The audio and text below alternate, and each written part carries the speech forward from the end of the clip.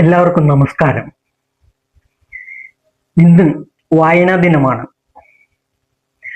അക്ഷരങ്ങളെ സ്നേഹിക്കുന്നവരും അക്ഷരങ്ങളെ ഹൃദയത്തിലേറ്റിയവരും അക്ഷരം അലങ്കാരമാക്കിയവരും അക്ഷരങ്ങളെ വിപണനം ചെയ്ത് ജീവിക്കുന്നവരും എല്ലാം ഒരുപോലെ ആചരിക്കുകയും ആഘോഷിക്കുകയും ചെയ്യുന്ന ദിനം.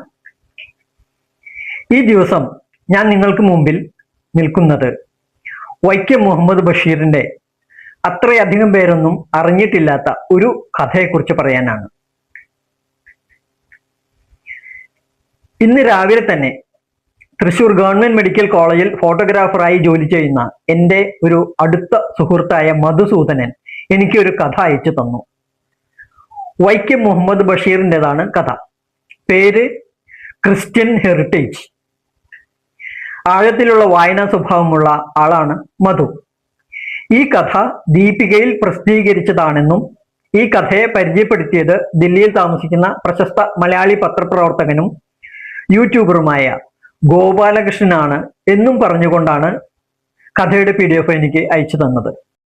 ഈ കഥ ഞാൻ മുമ്പ് വായിച്ചിട്ടുള്ളതായി ഓർക്കുന്നുണ്ടല്ലോ എന്നോർത്ത് ആദ്യം തന്നെ ഗോപാലകൃഷ്ണൻ നെറ്റിൽ തിരഞ്ഞു കണ്ടെത്തി. എസ് ഗോപാലകൃഷ്ണന്റെ ദില്ലി ദാലി 3752 എന്ന പോഡ്കാസ്റ്റിൽ ഈ കഥയെ പരിചയപ്പെടുത്തുന്നുണ്ട്. ഇത് ബഷീറിന്റെ സമ്പൂർണ്ണ കൃതികളുടെ 2ാം എഡിഷൻ ഇറങ്ങിയപ്പോൾ അതിന്റെ 2ാം വാള്യത്തിൽ ഉൾപ്പെടുത്തിയിട്ടുണ്ട് എന്ന് ദില്ലി ദാലിയിൽ ഗോപാലകൃഷ്ണൻ വിശദീകരിക്കുന്നുണ്ട്. ബഷീറിന്റെ സമ്പൂർണ്ണ കൃതികൾ എൻ്റെ കയ്യിലുണ്ട്. അതിന്റെ 2 വാള്യങ്ങളും ഞാൻ വായിച്ചിട്ടുണ്ട്. അപ്പോഴാണ് പെട്ടെന്ന് ഓർമ്മ വന്നത് അതിന്റെ 2ാം വാള്യത്തിന്റെ ആദ്യ പേജിൽ തന്നെ ഈ കഥ ചേർത്തിട്ടുണ്ട് എന്നും അതിൽ നിന്ന് തന്നെയാണ് ഞാൻ വായിച്ചിട്ടുള്ളത് എന്നും. സ്വതസിദ്ധമായ ആ ബഷീറിയൻ മാന്ത്രിക ടച്ചുള്ളതാണ് ഈ കൊച്ചു കഥ. കഥ ആരംഭിക്കുന്നത് ഇങ്ങനെയാണ്. ഒരു ദിവസം ഞാൻ നോക്കുമ്പോഴുണ്ട് ഇടവഴിക്കരിയിലെ ഗേറ്റിന് മുകളിൽ ഒരു തല. ആരാത്? ഞാൻ സന്ദേഹത്തോടെ ചോദിച്ചു.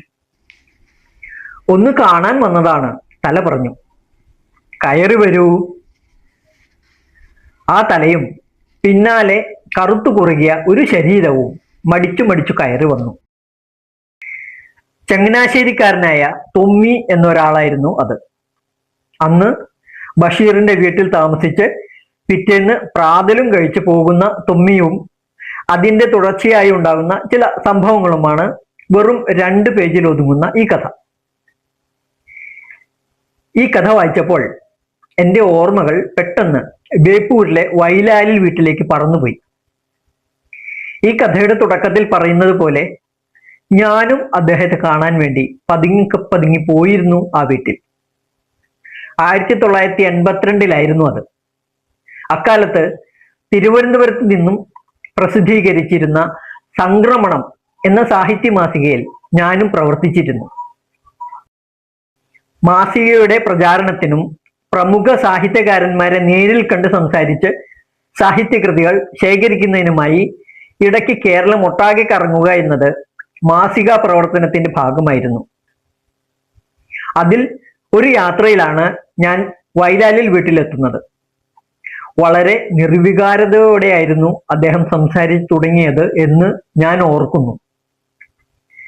മാങ്കോസ്റ്റിൻ തണലിലെ ഇളം കാറ്റും കട്ടൻ ചായയും രുചിച്ച് 2 മണിക്കൂർ സംസാരിച്ച് പിരിയുമ്പോൾ ഒരു കുളിർമഴ പോലെ ഒരു മന്ദഹാസം അദ്ദേഹത്തിന്റെ മുഖത്തുണ്ടായിരുന്നു.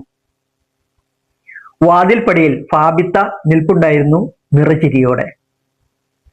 പിന്നീടും 2-3 പ്രാവശ്യം ബേപ്പൂർ സുൽത്താനെ കാണാൻ ഞാൻ വൈലാലി വീട്ടിൽ പോയിട്ടുണ്ട്.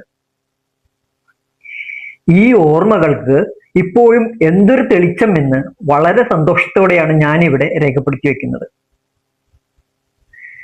ബഷീറിന്റെ തൂലികയിൽ നിന്നും പിറവിയെടുത്തിട്ടുള്ള സമാഹരിക്കപ്പെടാത്ത രചനകൾ ഇനിയും ഉണ്ടായിരിക്കാം എന്നാണ് എനിക്ക് തോന്നിയിട്ടുള്ളത്. ആരെങ്കിലുമൊക്കെ അവ കണ്ടെത്തി വെളിച്ചത്ത് കൊണ്ടുവരുമെന്ന് പ്രതീക്ഷിക്കട്ടെ.